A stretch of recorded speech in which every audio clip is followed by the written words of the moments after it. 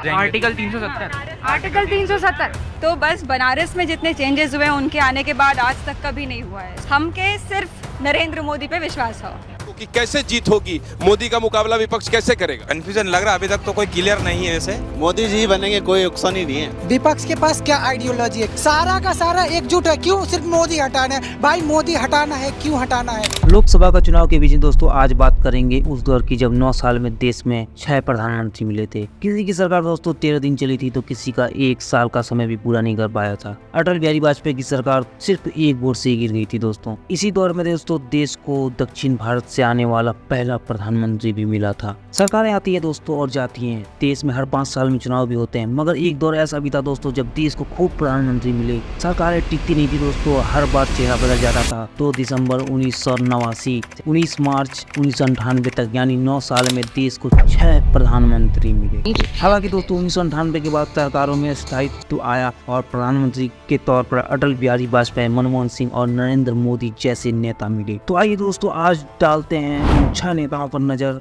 जो 2 दिसंबर 1989 से 19 मार्च 1998 के बीच प्रधानमंत्री पद की शपथ ली थी।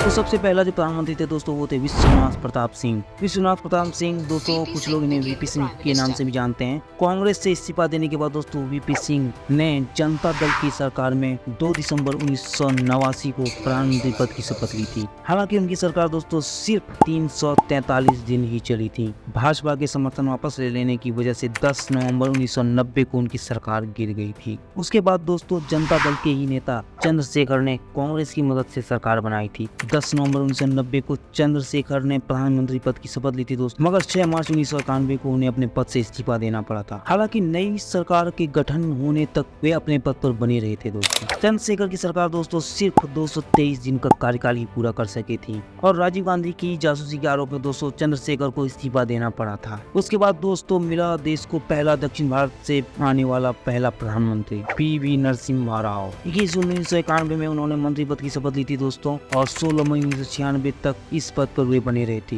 पीवी नरसिम्हा राव की सरकार दोस्तों 4 साल 330 दिन तक चली थी। उसके बाद दोस्तों देश को मिला अटल बिहारी वाजपेयी जैसा प्रधानमंत्री। अटल बिहारी वाजपेयी दोस्तों पहली बार 16 मई 1996 को प्रधानमंत्री पद की शपथ ली थी, मगर गठबंधन से बनी हुई उनकी सरकार सिर्फ 13 दिनों तक ही टिकी थी दोस्तों। सदन में बहुमत न होने की वजह से दोस्तों 1 जून 1996 को उनकी सरकार गिर गई थी। 19 मार्च 1998 को अटल बिहारी वाजपेयी दूसरी बार प्रधानमंत्री बने थे और इस बार करीब 13 महीने चली, लेकिन सिर्फ एक वोट से वाजपेयी की सरकार गिर गई थी दोस्तों। उसके बाद दोस्तों 1 जून 1996 में जनता दल के एचडी देवगौड़ा ने प्रधानमंत्री पद की शपथ ली थी। उनकी सरकार दोस्तों 343 दिन तक चली और 21 अप्रैल 1997 को एचडी देवगौड़ा को प्रधानमंत्री पद छोड़ना पड़ा था। उसके बाद दोस्तों 21 अप्रैल 1997 को इंदर कुमार गुजराल ने प्रधानमंत्री पद की शपथ ली थी, जो कि 19 मार्च 1998 में उन्हें अपने पद को छोड़ना पड़ा था। गुजराल की सरकार दोस्तों 332 दिनों तक चली थी।